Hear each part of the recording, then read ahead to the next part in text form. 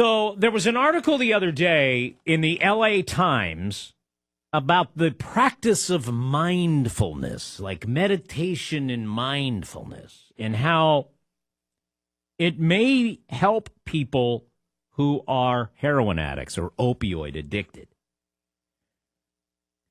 Might be a great replacement for people on methadone or whatever. Can that really work? Is what I always wonder. So we have on the line here in the Dan Gaffney Newsmaker line, John Edmonson. John is an addiction expert. He's the director of wellness and life coach at Healing Springs Ranch, which is an addiction treatment place near Dallas, Texas.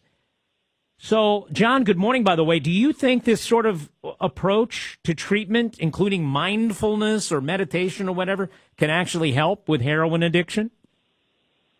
Good morning, Dan. Actually, we do. We use it at Healing Springs, and it's actually part of almost all of our groups. What we believe is that it's not necessarily meditation alone or mindfulness alone, but as part of a full treatment, it makes a huge difference with our clients and also assist them during their detox process. Now, mindfulness is a term we're hearing a lot. What do you think? Is that just sort of mainstreaming of or non-religious practice of something that Buddhists do? Isn't that where that comes from? Yeah, it is, Dan. So basically what happened is a lot of Harvard professors started doing even brain scans on Buddhist monks, taking a look at how they're actually changing through meditation in real time. So, for example, there's a Dr. Richard Davidson at Harvard, and he essentially had a Buddhist monk go into an fMRI, go into a machine to analyze the brain. And he noticed that when this monk would meditate on certain things, the flow of blood would actually shift in their brain in that moment. And so his belief was, well, if this monk can do this, why can't anybody else? And so we basically took a lot of the religious pieces out of it and just kept a lot of the practices that were proven by science. And we see those results with our clients almost every day. Do you do complete holistic approach to addiction treatment, or are there drug approaches as well? We try to do the best combination for the clients. So definitely we do the mindfulness every day, sometimes in the mornings or during groups. And then we also take a look at the complete care. So if they need medication as part of detox, if they need medication as part of their treatment, most definitely we provide that for them. But our end goal, our hope is through the holistic approach and practices, we're actually titrating or tapering them off of those medications to where they're able to feel good on their own means or through their own body and mind. I'm going to ask you about when it comes specifically to opioids. What is your feeling on cold turkey? That truly, if you really want to quit, which you have to make any of this work, am I right? That would be a very effective way of doing it. Yeah, cold turkey as opposed to using medication to do it.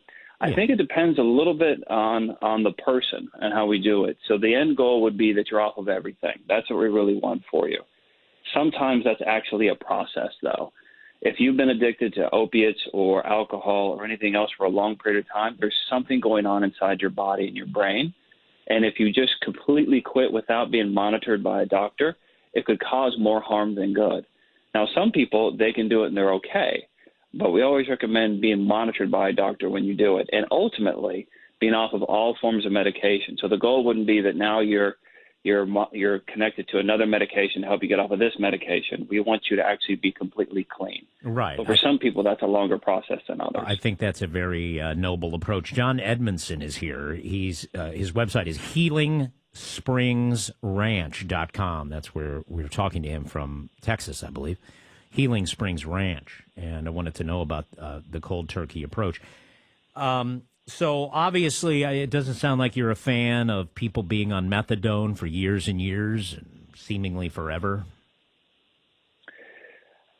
It's better than some of the alternatives that are out there, Dan. But our end goal is that you're off of everything that makes sense. If you need other medications for your health, that's perfectly fine. We understand that. But what happens a lot of times is people with really good intentions come up with ideas to help. and they say, okay, well, let's try this methadone. Let's try this other option over here. And they see a difference. They'll see an improvement in the people. It's better than the alternative. But keeping that same idea in mind, we want you to have all of you. So the end goal in recovery, actually, if you look at the definition that's created by the state, or the SAMHSA definition, the end goal is that you are living a self-directed life. You are reaching your full potential. You're becoming who you want to be, and you're actually experiencing happiness and joy. And so if you're kind of stuck in the middle, like you've detoxed from one and you're still kind of processing another medication to help you get through it, ideally we want to move you away from that too, if it makes sense physically and mentally, so that you can reach that full potential, become who you want to be, not just be free from taking a drug. We refer to that sometimes as someone who's just dry, but not necessarily fully reaching their potential or fully recovered from the addiction. Interesting. A lot of people on the outside looking at the opioid crisis seem to say things like, well, just send them to treatment. They need more treatment. Is it true or not that treatment doesn't work against someone's will? I think that's a really good point. If someone really doesn't want to change, the likelihood of them changing is usually a lot less. However, if people go to treatment and while they're there begin to wake up, the fog begins to clear, then their chances go way up. So we've seen cases where if there's motivation on the outside too, like from work or from family says, you know, if you don't get this treatment, we're not supporting you, or you're not going to be able to maintain your job if you don't change. So there's something that motivates them a little bit. Mm-hmm. Then while they're in there, that shift might begin to happen. But ultimately, it has to be a choice. We can't go in and change someone who doesn't want to change themselves. How do you weigh in on the debate? I'm just curious on Sure. the disease model or non-disease model. Would you call heroin addiction a disease? That's probably the best question I've been asked in a while, Dan. Thank you for asking that. That is, so here's how we look at disease as far as addiction goes, is if you truly look at the idea of a disease as a medical condition, like if you look at it compared to heart disease, someone can come into the hospital, they have heart disease, it's real. It could be genetic or it might be from other factors in their life. But now with preventative medicine, you can do treatments through plant-based diet, through mindfulness, through all these other approaches, where quite literally we've seen people go from having heart disease to being optimum, meaning that they technically no longer have that disease according to the markers, according to their blood work and everything else. Mm-hmm. Well, the same thing with addiction many times, because we know the brain is plastic, the brain can change, that technically, yes, you could say this person has a disease. Their thinking is distorted. There's a shift in their brain. They're doing things which are destroying their health, and they're going towards death in many cases. But with treatment, you can move away from having that disease. You can move away from having that suffering. But if you ever go back to using again, you'll be right back in that disease state. And so we do think that there is a dis-ease about it, but we really believe in the original medical definition, that it's not just you were born with it and now you have to be this person your whole life. We believe that there may have been some genetic factors or family factors, but you can work through that to become somebody different in the process. Very good.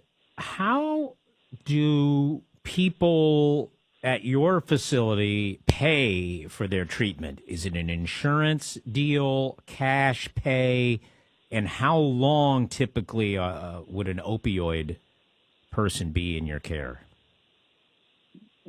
So with opioid the length abuser. Varies a little.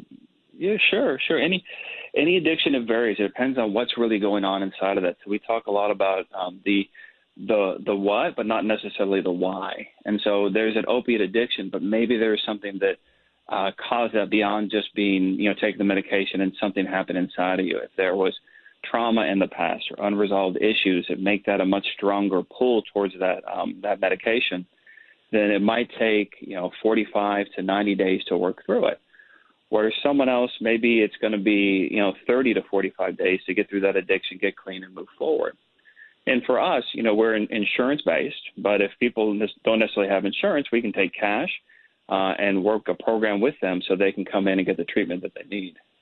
John Edmonson, addiction expert on the importance of mindfulness, a holistic approach to treatment, which includes mindfulness. HealingSpringsRanch.com. I'm glad you took time to talk with us. Thank you, John. All right. Thank you, Dan. John Edmonson.